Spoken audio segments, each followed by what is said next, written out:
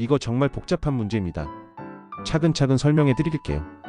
일단 상황부터 정리하자면 기계설 비유지 관리자라는 자격증이 있습니다. 이게 무엇이냐면 건물이나 시설물의 기계설비 관리하는 사람들이 가져야 하는 자격증이에요.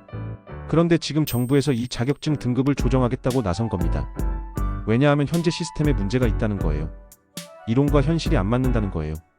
법으로는 의무화했는데 실제로는 자격자도 부족하고 비용 부담도 크고, 그래서 각자 입장에 따라 완전히 다른 반응을 보이고 있는 상황이네요. 자격증 가지신 분들 입장에서 생각해보세요. 저 같으면 정말 화가 날 것 같아요. 일단 이 자격증 따는 게 만만치 않거든요.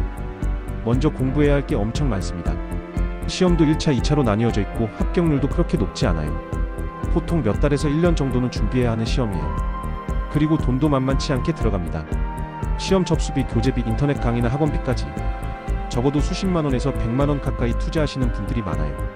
직장 다니시면서 공부하시는 분들은 퇴근 후나 주말에 시간 쏟아서 준비하시는 거고요. 그런데 이제 와서 등급 조정한다고요?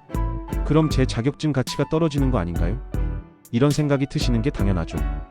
더 구체적으로 말씀드리면 지금까지는 이 자격증 있으시면 어느 정도 우대받을 수 있었어요. 취업할 때도 유리하고 급여도 좀 더 받을 수 있었고요. 그런데 등급이 조정되면서 그 메리트가 줄어들 수 있다는 거예요. 특히 이미 이 분야에서 일하고 계신 분들은 더 민감할 수밖에 없어요. 제가 몇 년 전에 힘들게 딴 자격증인데 이제 와서 기준을 바꾸면 저는 어떻게 되는 건가요? 이런 생각 말이에요. 그리고 또 다른 문제는 경쟁이 더 치열해질 수 있다는 거예요. 지금까지는 자격증이 어느 정도 진입장벽 역할을 했는데 등급이 조정되면서 더 많은 사람들이 이 분야로 들어올 수 있어요. 그럼 기존에 계시던 분들 입장에서는 일자리 경쟁이 더 심해질 수 있다는 거죠. 근데 정부나 관련 기관 입장에서는 또 다른 논리가 있어요.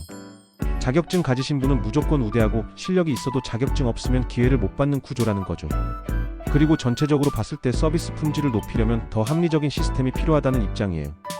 단순히 자격증 유무로만 판단하는 게 아니라 실제 능력이나 경험도 고려해야 한다는 거죠. 하지만 솔직히 말씀드리면 이런 제도 변경할 때는 기존 분들 피해가 가지 않도록 하는 게 중요해요. 그런데 지금 상황을 보면 그런 배려가 충분히 되고 있는지 의문이에요. 기존 자격증 소지자분들이 반발하시는 게 이해가 가는 거죠. 이런 상황에서 정말 중요한 건 소통이에요. 정부나 관련 기관에서 왜 이런 변경이 필요한지, 기존 자격증 소지자분들에게는 어떤 보호장치가 있는지를 명확하게 설명해야 해요. 그리고 현장 의견도 충분히 들어봐야 하고요.